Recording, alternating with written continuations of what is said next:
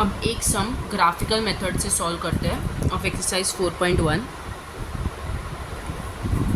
उसमें question number 1, 4 and 7 ये 3 sums graphical method के। एक क्वेश्चन करते हैं एंड बाकी दोनों फिर आराम से हो जाएगी। क्वेश्चन नंबर 1 उसमें ईयर एंड डेटा क्या दिया है, प्रोडक्शन। एकदम सबसे सिंपल वाला मेथड है। We just have to plot on graph and रफली ड्रॉ अ ट्रेंड लाइन 1962 से लेके 72 तक।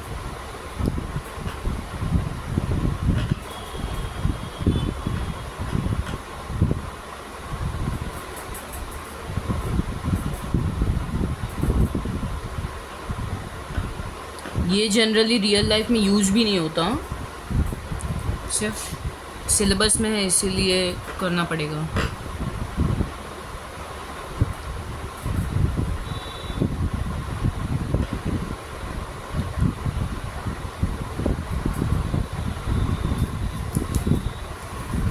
अब हमें ये प्रोडक्शन प्लॉट करना है।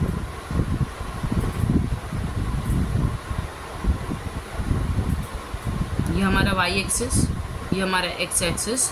अगर बहुत कम चांसेस है वैसे तो ग्राफिकल मेथड का एग्ज़ाम में आने के लिए, not just our semester exam but for boards too, ये एग्ज़ाम में ज़्यादातर आता नहीं है क्योंकि this is not a practical method as well and बहुत ही सिंपल है। आएगा तो भी 2 मार्क्स के लिए भी ये नहीं आ सकता, ठीक है। ये मार्क करना ज़रूरी है क्योंकि हम लोग डायरेक्टली जंप कर रहे हैं 1962 पे ना।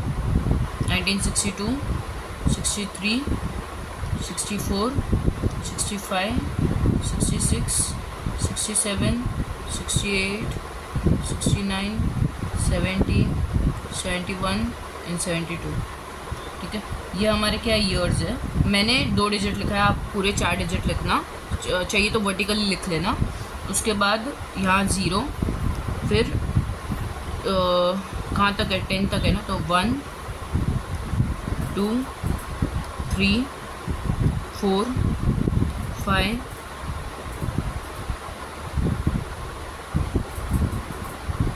6, 7, 8, 9 और यहाँ 10, ठीक है। अब 1962 के लिए वैल्यू क्या दी है, 0, इसीलिए यहाँ पे ही आएगा। फिर 63 के लिए भी 0, 64 के लिए 1, 65 के लिए भी 1, 66 के लिए 4, तो 66 के लिए 4 ना यहाँ आसपास आएगा। मेरा जो डेटा है, मतलब मेरा जो ग्राफ है वो अप्रॉक्स है क्योंकि मैं ग्राफ पेपर भी नहीं कर रही हूँ। आपको ग्राफ पेपर एग्जाम में मिलेगा। 67 के लिए 2, यहाँ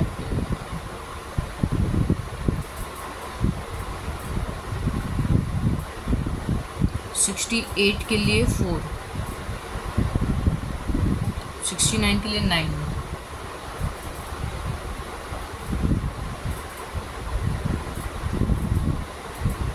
यहाँ आसपास 70 के लिए 7, 71 के लिए 10,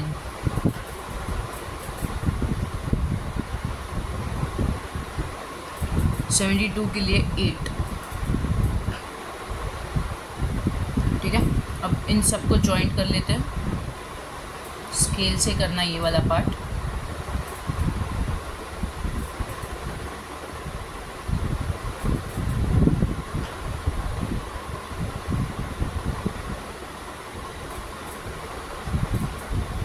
अब ग्राफिकल मेथड में एक रफली ट्रेंड लाइन बनाना है।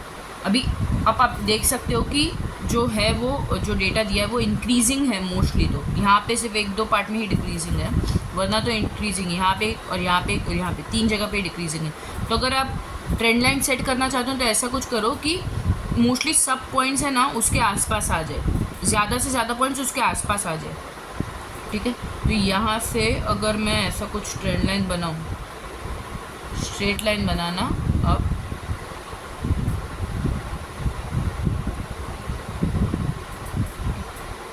ठीक है।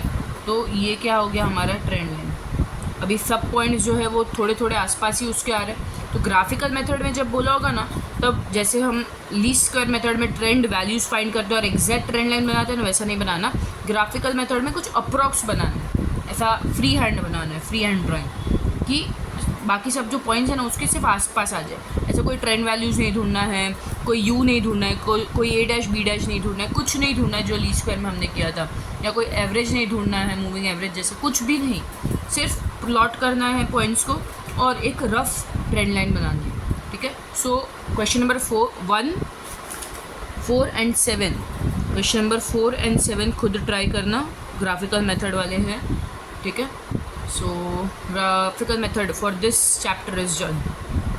ये ऑलरेडी मैंने क्लास में कवर कर लिया था, but still I wanted to post whole chapter, that is why I covered again.